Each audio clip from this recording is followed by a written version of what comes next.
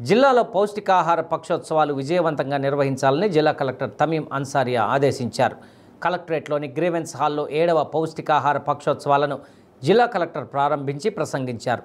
ఈ 22వ తేదీ వరకు 15 రోజుల పాటు జిల్లా వ్యాప్తంగా పౌష్టికాహార పక్షోత్సవాలు రోజుకు ఒక కార్యక్రమంతో జరుగుతాయన్నారు.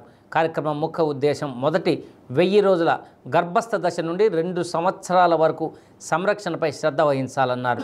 లబ్ధిదారులు స్వయంగా తమంతట తామే పోషణ ట్రాకర్లో నమోదు చేసుకునే విధానం పట్ల ప్రచారం చేయడం, కమ్యూనిటీ ఆధారిత నిర్వహణ కార్యక్రమం అమలు చేయడం జరుగుతుందన్నారు.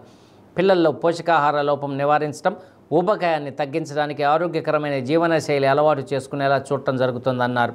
ముఖ్యంగా రక్తహీనత కలిగిన కిషోర బాలికలపై, హై రిస్క్ ప్రెగ్నెన్సీ, ఊబకాయ పిల్లలు, బరువు తక్కువ పిల్లలపై ప్రత్యేక దృష్టి సారించి వారికి అవసరమైన పౌష్టికాహారం అందించేలా ప్రతి ఒక్కరూ కృషి చేయడంపై ప్రజలకు అవగాహన కలిగిస్తారన్నారు.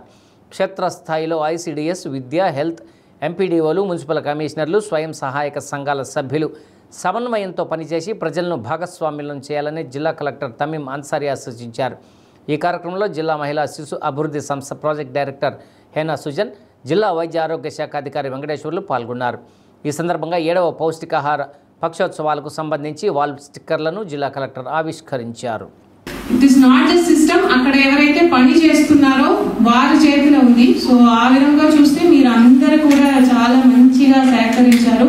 సో ఇంకా కూడా మన జిల్లాలో ఏదైతే మనము ప్రాబ్లమ్స్ ఐడెంటిఫై చేసి ఉన్నామో, వెనకబడిన జిల్లా, ఎక్కువ చైల్డ్ మ్యారేజెస్ జరుగుతున్న జిల్లా, ఈ నెగటివ్ పర్స్పెక్టివ్ నుంచి మనము మన జిల్లాని ఒక పాజిటివ్ వైపు తీసుకువెళ్ళాలంటే మీరు అందరూ కూడా ఇలాగే కంటిన్యూస్ గా మీ మంచి పనిని చేసి ఉండాలి అని కోరుతూ, ఈ రోజు సంబంధించి ఇప్పుడు నా ముందు మాట్లాడిన పీడి గారు చెప్పారు, అదేవిధంగా డిఎంహెచ్ఓ గారు, మనకు పీడి మెఫ్మా అందరూ కూడా ఈ ప్రోగ్రామ్ గురించి చెప్పారు. సో దీంట్లో మీకు ఏదైనా కొత్త యాక్టివిటీస్ ఉన్నాయా? కంటిన్యూస్ గా ఫోకస్ చేస్తున్నారు. అదేవిధంగా ఏదైతే ప్రెగ్నెంట్ ఉమెన్ ఉన్నారో వారిని రిజిస్టర్ చేస్తున్నారు, వారు మంచిగా మీరు ఫాలో అప్ చేస్తున్నారు, వారికి nutrition kit, take home ration మీరు ఇస్తున్నారు, వారికి ఫీడింగ్ గురించి చెప్తున్నారు. అన్ని కూడా మీరు రొటీన్ గా చేస్తున్న వర్కే అన్నమాట. బట్ దీంట్లో ఇప్పుడు ఈ 15 days లో మనం కొత్తగా ఏం అచీవ్ చేయాలని మనం అనుకుంటున్నాము, ఈ క్లారిటీ మీ ప్రతి ఒక్కరు కూడా ఉండాలి. ఎవరైనా చెప్పగలుగుతారా? యాక్టివిటీస్ అన్ని కూడా మీరు ఏదైతే చేస్తున్నారో అదే, కొత్తగా ఏం లేదు.